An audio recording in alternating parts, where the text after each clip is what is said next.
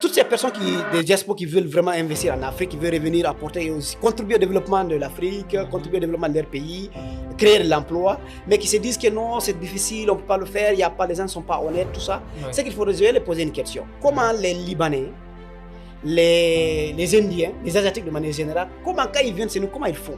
Ouais. Regarde aujourd'hui les business, les restaurants, les supermarchés bien organisés. Partout, tu vas voir, c'est des étrangers. Comment eux, ils font pour venir ici, créer des business et que ça marche? Ouais. Donc, je pense que les gens regardent le problème sur un mauvais angle. Au lieu de se dire que c'est un problème, on ne peut pas le faire, c'est-à-dire c'est moi, je veux attendre que tout soit parfait, tout soit rose avant de venir. Pose-toi la question de savoir, malgré tous ces problèmes, malgré toutes ces difficultés qui sont là, ouais. Qu'est-ce que je dois faire pour que moi aussi je puisse réussir? Parce qu'il y a des gens qui réussissent là-bas. Ouais. Donc quand tu te poses la question de cette façon-là, tu es en train d'ouvrir ton cerveau, pousser à ton cerveau de justement trouver les solutions qu'il faut. C'est une réalité, c'est pas facile d'investir en Afrique. Il y a beaucoup de problèmes.